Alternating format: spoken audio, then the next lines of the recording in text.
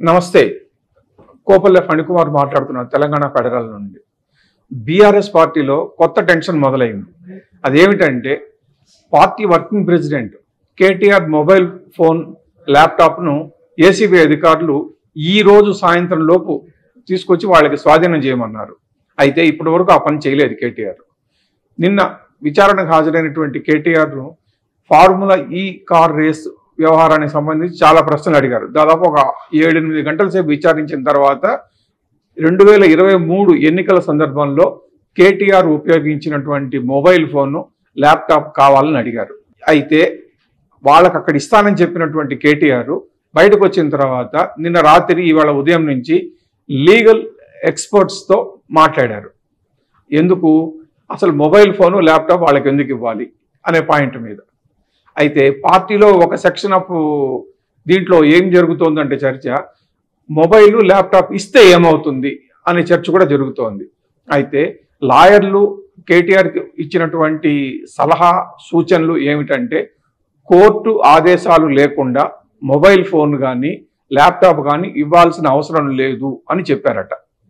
గతంలో హైకోర్టు కానీ సుప్రీంకోర్టు కానీ ఈ విధమైన తీర్పులు ఉన్నాయని, వ్యక్తులు అంటే వాళ్ళ వ్యక్తిగత గోప్యతకు సంబంధించినటువంటి మొబైల్ ల్యాప్టాప్లు ఇవ్వాల్సిన అవసరం లేదని తీర్పులు చెప్పిన విషయాన్ని గుర్తు చేశారు వాళ్ళు. పోల్ మొత్తం మీద ఇక్కడ అర్థమవుతున్నది ఏంటంటే కేటీఆర్ అప్పట్లో వాడిన ల్యాప్టాప్ మొబైల్ను ఇవ్వటానికి ఇష్టపడటం లేదనేది అర్థమవుతుంది. అయితే అసలు వాళ్ళు ల్యాప్టాప్ మొబైల్ ఫోన్ ఎందుకు అడిగారు, కేటీఆర్ ఇవ్వడానికి ఎందుకు ఇష్టపడటం లేదు? ఇక్కడ ఒక చిన్న విషయం ఉంది. మామూలుగా మంత్రులు ఏం చేస్తారంటే వాళ్ళ శాఖలకు సంబంధించినటువంటి ఏ అంశం మీదైనా ఉత్తర ప్రత్యుత్తరాలు కానీ ఏదైనా కానీ ఒక నోట్ ఫైల్ రూపంలోనే ఫైల్ అంతా కూడా నడుస్తుంది. అయితే ఇక్కడ కేటీఆర్ ఏం చేశారంటే నోట్ ఫైల్ రూపంలో ఫైల్ను రన్ చేయకుండా మొబైల్ ద్వారా ఆదేశాలు ఇచ్చారు. ఎందుకు ఇచ్చారంటే ఫార్ములా ఈ ఆపరేషన్స్ కంపెనీకి హెచ్ఎండిఏ నిధుల నుంచి 45 కోట్ల రూపాయలను బదిలీ చేయమని ఫోన్లో ఆదేశాలు ఇచ్చారు. ఎవరికి ఇచ్చారంటే అప్పట్లో మున్సిపల్ శాఖ ప్రిన్సిపల్ సెక్రటరీగాను హెచ్ఎండిఏ డైరెక్టర్గా వ్యవహరించిన సీనియర్ ఐఏఎస్ అధికారి అరవింద్ కుమార్కి ఇచ్చారు. కేటీఆర్ నుంచి వచ్చిన ఆదేశాలు కదా, ముఖ్యమంత్రి కొడుకు, మంత్రి, కాబోయే ముఖ్యమంత్రి అనే ట్యాగ్ ఉన్నటువంటి కేటీఆర్ చెప్తే కాదనే ధైర్యం ఎవరికి ఉంటుంది?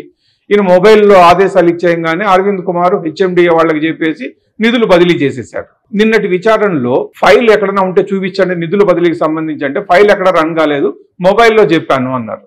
మొబైల్లో ఆదేశాలు ఇచ్చి ఫైల్ డబ్బులు బదిలీ చేయమని చెప్పారు కాబట్టి ఆ మొబైల్ ఫోన్ అడిగారు. ఎందుకు అడిగారంటే ఇంతకుముందు అరవింద్ కుమార్ విచారణలోకి హాజరైనప్పుడు కేటీఆర్ నుంచి తనకు వాట్సాప్ రూపంలో చాటింగ్ ద్వారా ఆదేశాలు వచ్చాయి, అందుకే నేను నిధులు బదిలీ చేశాను అని చెప్పారు.